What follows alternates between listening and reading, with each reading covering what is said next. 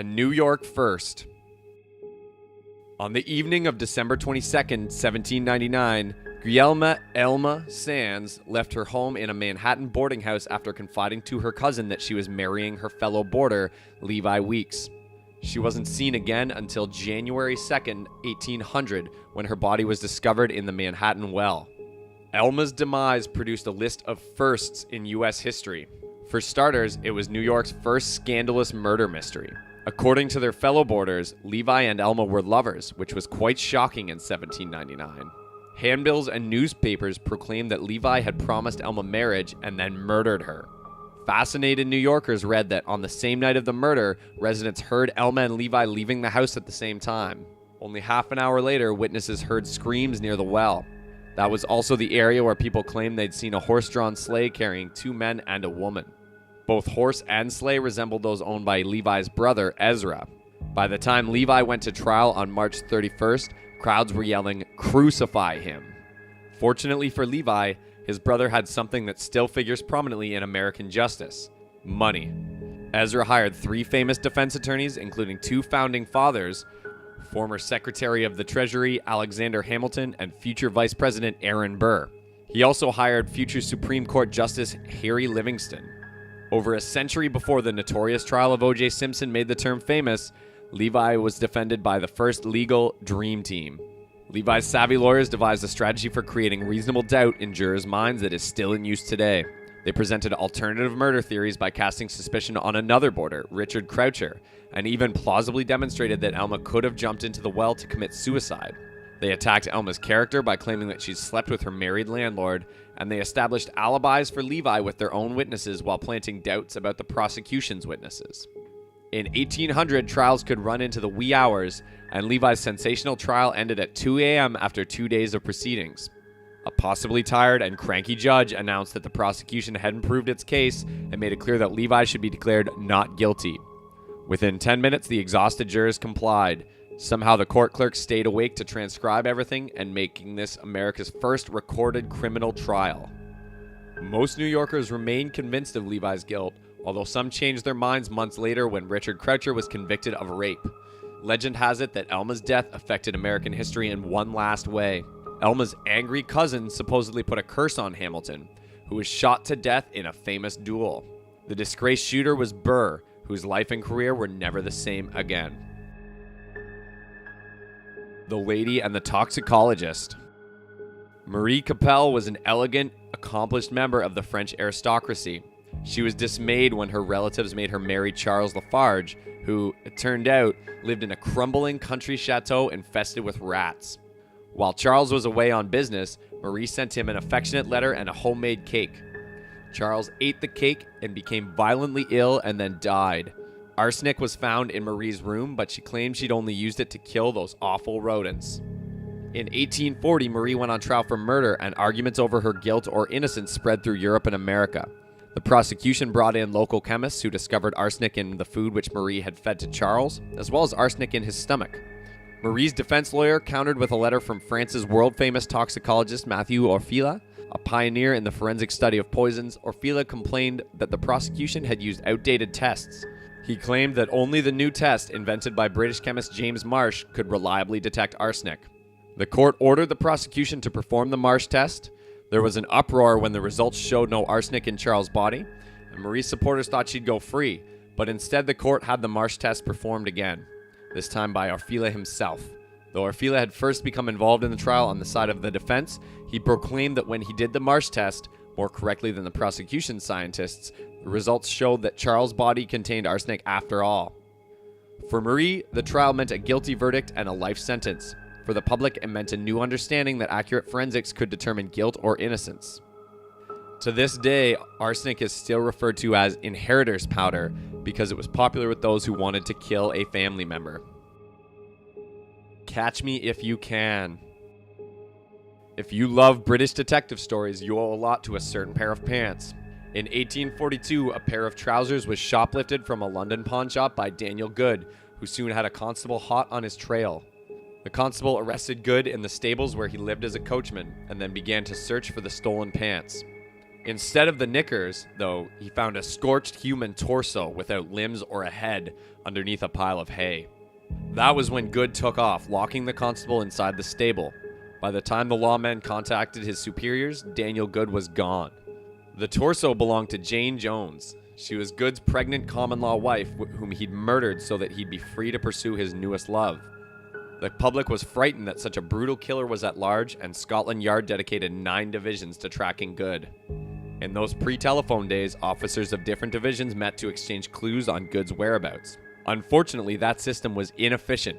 Police could locate Good's whereabouts, but never fast enough to catch him. Newspapers ran articles on Scotland Yard's incompetence. Finally, someone recognized Daniel Good in Tonbridge, about 50 kilometers from London, forming the Tonbridge Police. Good was arrested, but the London Metropolitan Police and Scotland Yard got absolutely no credit.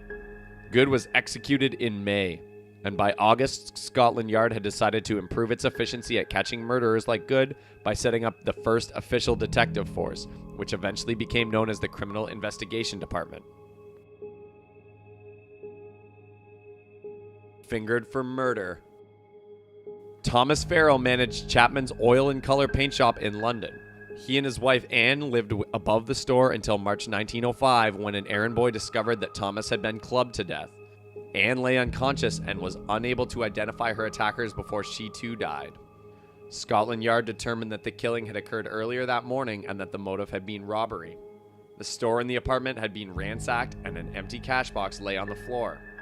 Detective Inspector Charles Collins, head of the fingerprint division, examined the cash box and found an unknown thumbprint that didn't belong to police at the crime scene, or the victims, nor to any criminals whose prints were on file.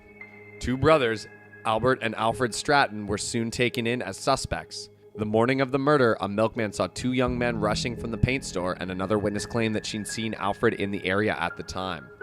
When the brothers were fingerprinted, police found that a print from Alfred's thumb matched the one on the cash box.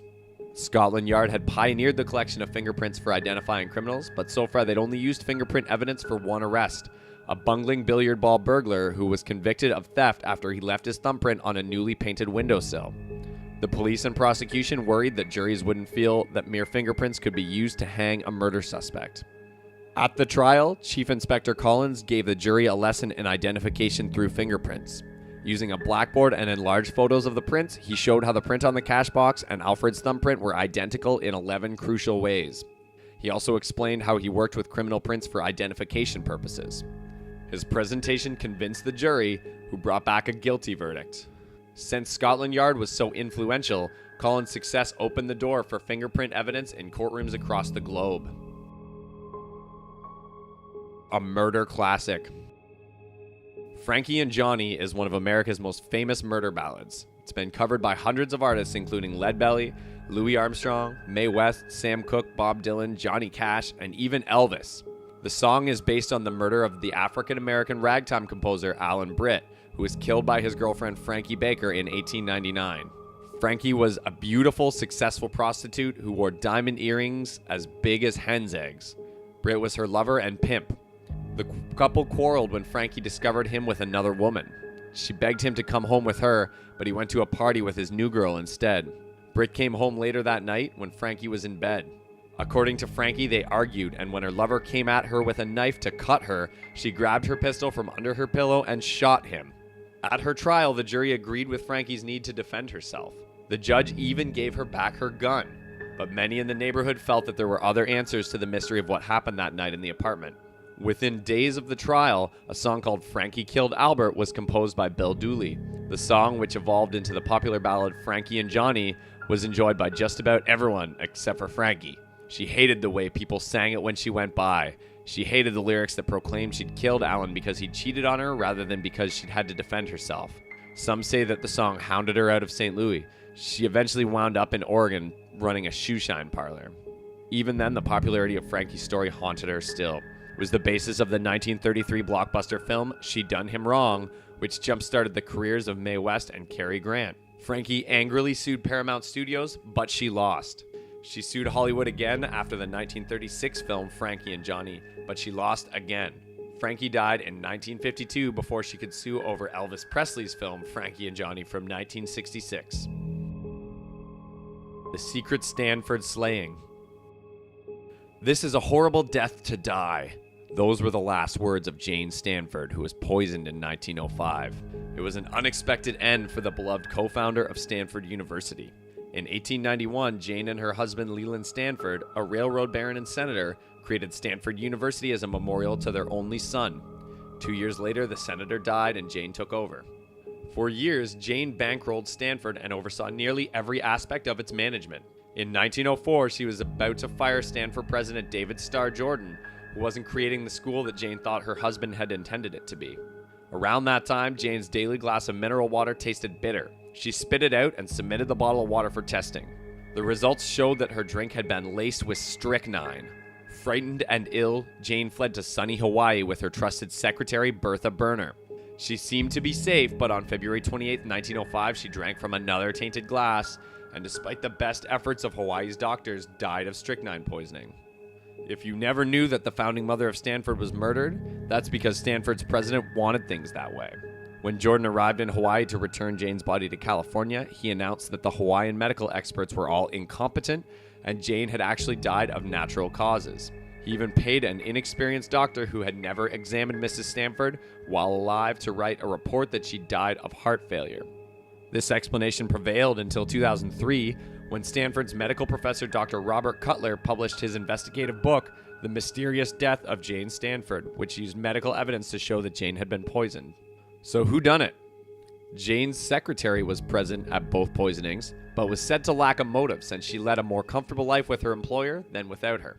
The person who had a motive was President Jordan, although it's difficult to see how he could get poison into Mrs. Stanford's mineral water.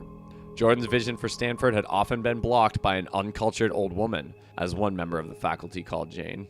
Instead of getting fired, Jordan stayed on as president, and his vision for the college prevailed with a strong emphasis on the sciences. We'll never know what Stanford, the university most closely connected to the inventive technology of Silicon Valley, would have been like today if Jane had remained in control, just like we'll probably never know who killed her. The Mousetrap.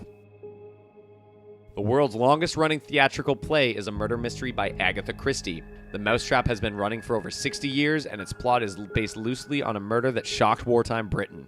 In 1945, a doctor was called to a remote farm in Shropshire, England, to examine a sick child. The doctor declared that the boy had been dead for hours, and a murder investigation began. Reginald and Esther Gough were foster parents to both the dead 13-year-old Dennis O'Neill and his 11-year-old brother Terrence. Both brothers suffered from malnourishment that bordered on starvation, and both had ulcerated sores and scars that likely came from constant blows. When the coroner determined that Dennis had died from a beating, the Goughs were arrested. At first, the rough story was that the boys' injuries had come from fighting one another and that they were being treated for their ulcerated sores. But at the trial, Esther Gough admitted that Dennis was dead when she called the doctor and that she neglected the boys on her husband's orders. He controlled the household, beating his wife and cruelly starving and beating the O'Neill boys nearly every night. The jury was only able to give Esther 6 months for neglect because there was less proof against her. And when Reginald was convicted of manslaughter, the public raised an outcry, and an appeals court changed the verdict to murder. The public also called for reforms since Reginald had a violent criminal record before the two boys were even put into his care. The failure to protect Dennis and Terrence became a key to the mystery in Agatha Christie's famous play. And most importantly, it resulted in the Children Act of 1948, which established trained officers throughout Britain to ensure the healthy development of foster children and to protect them from mistreatment.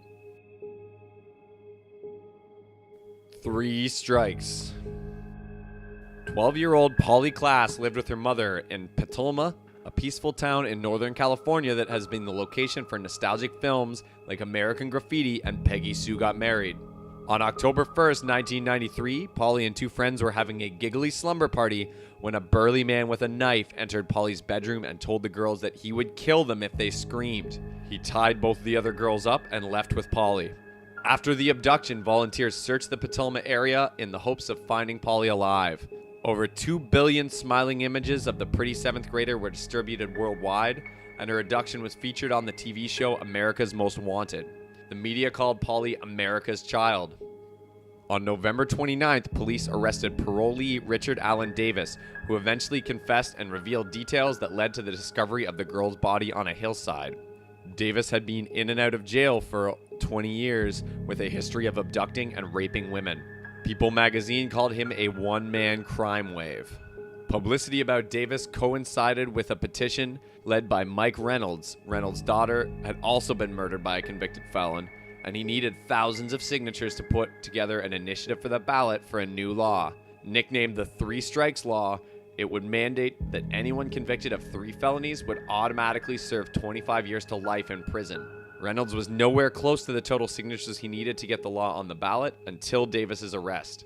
After that, a San Francisco radio station launched a petition signing drive, and people lined up for blocks to participate. Polly's murder also inspired California state legislature to pass a 3 strikes law of their own, which went into effect in 1994. By 1999, 24 states as well as the federal government had some form of 3 strikes law on their books. An independent murder. In 1996, reporter Veronica "Ronnie" Guerin was sitting in her car in a Dublin traffic jam when 2 men on a motorcycle pulled up alongside her, shot her to death, and sped off. This gangland-style hit shocked Ireland, but no one was surprised that Guerin had been targeted. Guerin was a crime reporter for Ireland's Sunday Independent. Her column exposed the crimes of Dublin's gangster kings and drug lords, and they'd attacked her before. Shots had been fired into her home, and a stranger had once aimed a gun at her head before shooting her in the leg. Drug lord John Gilligan had punched her in the face and threatened her 6-year-old son, but attempts at intimidation only angered Guerin, who continued to expose the stories that gangsters wanted hidden. The investigation into Ronnie Guerin's murder was the largest in Ireland's history. Suspicion soon fell on John Gilligan because she'd pressed assault charges against him, and he'd told friends that he wasn't going to let her put him in jail. The results of the investigation were far from perfect, but eventually Gilligan, along with most of the men who'd conspired to kill Ronnie, were in prison either for murder or for drug trafficking. That wasn't the only change her murder brought about. Because of Guerin, Parliament created the Criminal Assets Bureau for confiscating any assets that were acquired through criminal activity. They also instituted a witness protection program so that those who wanted to testify against mob bosses would no longer have to fear for their lives. Many career criminals fled from Ireland. In 2013, the Sunday Independent wrote that the CAB had cost Irish crooks €250 million. Other European countries adopted their own form of CAB, allowing even more criminals to pay the price for Guerin's murder. Taking down the boss. Neil Haywood was a posh British expat in Beijing, China, who ran a consulting company that helped British businesses expand into China. In November of 2011, Haywood was found dead in Chongqing's Lucky Holiday Hotel. Chongqing's highly respected police chief, Wang Liun, investigated Haywood's death. Wang was considered a super cop. Under the orders of his boss, Chongqing Communist Party Secretary Beausoleil, Wang had all but eliminated the gangsters who'd once controlled the city. Wang found no evidence of murder at the Lucky Holiday, and the police verdict was that Haywood had died of alcohol poisoning. That should have been that, but instead, in 2012, Wang showed up at a U.S. consulate in China seeking asylum. He admitted that his boss's wife, Gu Kailei, had murdered Neil Haywood. When he told Beausoleil about the murder, Beau wanted it covered up. Their relationship had deteriorated to the point where Wang was afraid of his powerful boss, and Beausoleil's anti-crime program, his attention to the needs of the poor, and the communist speeches made him a highly popular politician on track to become one of the country's most powerful rulers. Wang never received asylum, but after his murder accusations, Beau was removed from power, and Gu went on trial. She confessed that her friendship with Haywood, some said they were lovers, began in the 1990s when he'd helped her son get into Harrow, an aristocratic British school. Haywood also did business deals for Gu and Beau, and soon they owed him money. At her trial, Gu claimed that Haywood had threatened to harm her son unless he got paid, so she poisoned him. Gu was convicted of Haywood's murder, and Wang and Beau were convicted of covering it up. All are currently in prison, but questions remain about whether the mystery of Haywood's murder was actually really solved, or whether Beau's political enemies used it to railroad the popular leader. Meanwhile, the murder spotlighted the corruption of China's rulers along with their not exactly communist lifestyles of wealth, business influence, and fancy English schools for their kids. The scandal stirred public anger and unrest and ended the rise of Beausoleil, China's most powerful and charismatic liberal, keeping power in more conservative hands.